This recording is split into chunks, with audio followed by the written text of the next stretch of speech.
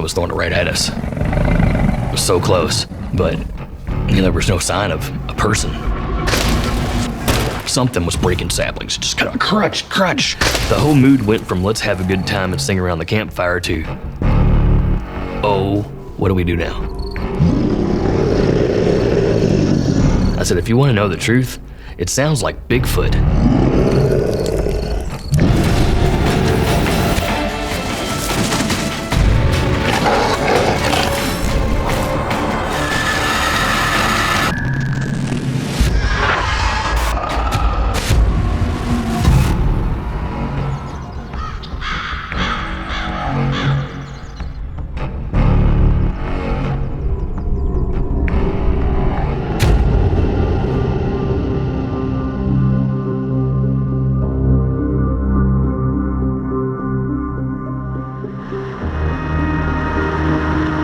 My name is Rodney Adams. I'm from Louisville, Kentucky.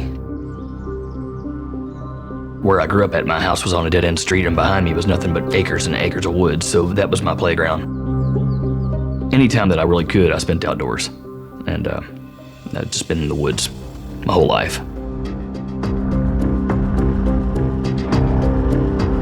And this particular weekend, I had a nice big job on a Friday and a nice one on a Monday, and they were both relatively close but very far from home, so I decided I was just gonna camp through the weekend instead of driving back.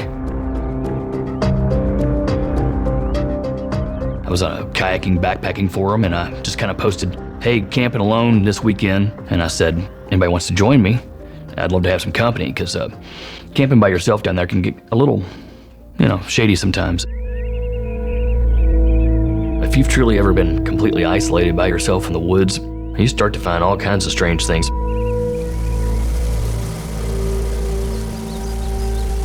And I just wasn't ready for that kind of solace, I don't think. I was hoping to have some company.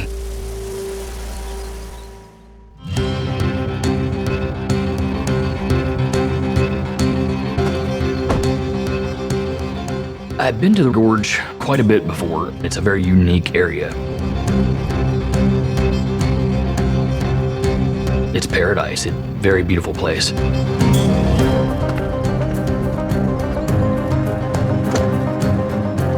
I arrived about, it's probably 6 o'clock, I guess. The other guys actually show up right about then. Hey, it's Rodney, right? Yeah, I'm Jonah, this is Chris. Let's go, nice to meet you. I was like, yeah, I've hiked down here a couple of times. I said, I haven't really stayed. Got all my stuff together, and I had a backpack. Can you tell this is our first time proper camping? Come on.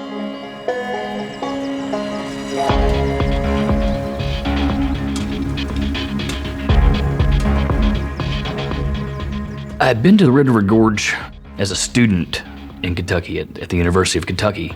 I spent many, many weekends there.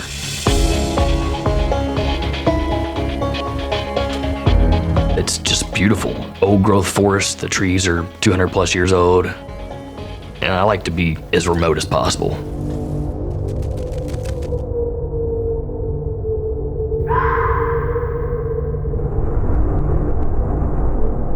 There has been sightings of wolf in that area, coyote for sure, bobcat, and there was an occasional bear through there.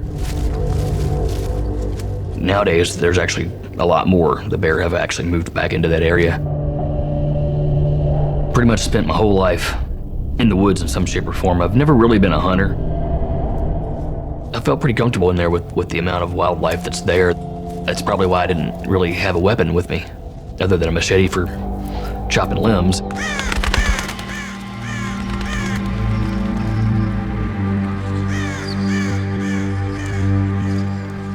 It's just solid woods, thousands and thousands of acres. Very dense, very old growth forest. In the summertime, you really can't see, 40, 50 feet even during the day because it's just so dense.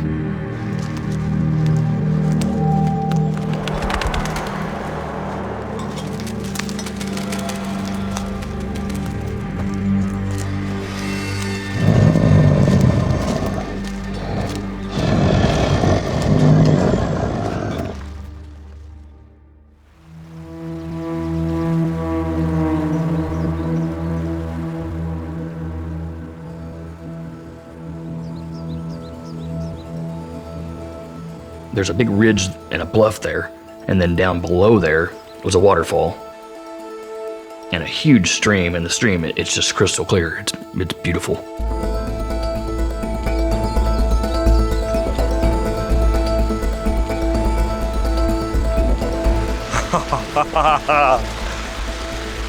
Here's our home for the night. Amazing.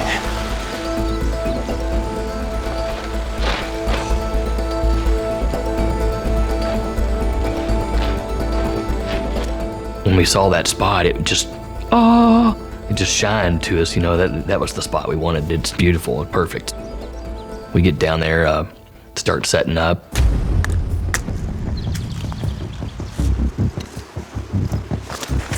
I get my bedroll out and get my tent set up and get all that nailed down before it started to get dark, which was really not a whole lot of time. About 2 hours is all you really got. I'm gonna go get some wood. I always build as big of a fire as I can get and keep it going all night. The last thing you want to do is have to scrounge for wood in the dark. And if you don't have a fire going there, the coyote are coming. Coyotes are a real threat, but they don't like fire. The ones we have nowadays seem to be actually kind of mixed with dogs, so they're bigger than the average coyote, and they're actually a little meaner.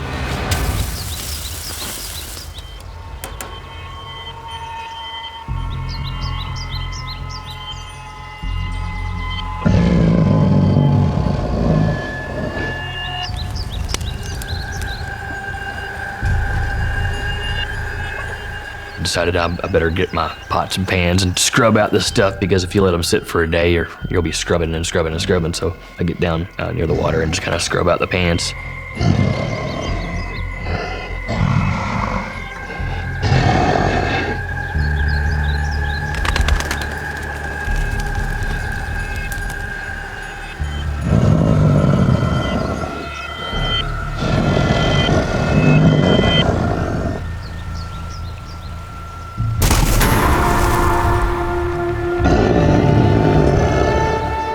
You could hear it flash, over top the sound of the babbling creek that's constantly running. I really just kind of looked around, and I was really startled because I didn't see anybody.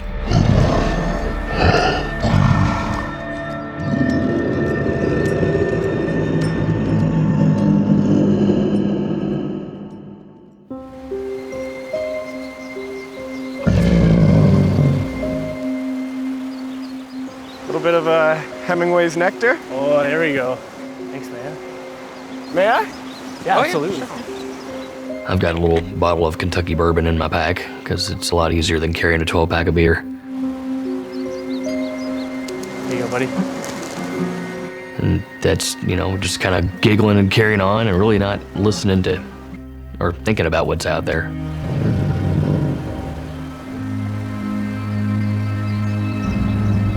About 20, 30 minutes into the whole sitting around the fire, I hear a rock come boom and hit the ground.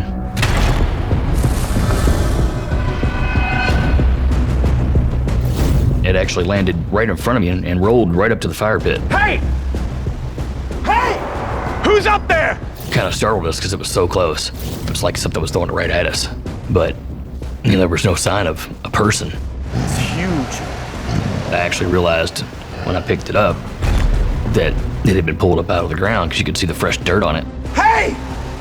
Who's up there? You better not be messing with us! When that second rock came in, it made a really big splash. Something had to have a significant amount of power to throw that rock. Quit messing with us! Leave us alone! Both of those guys were, at that point, became kind of visibly scared.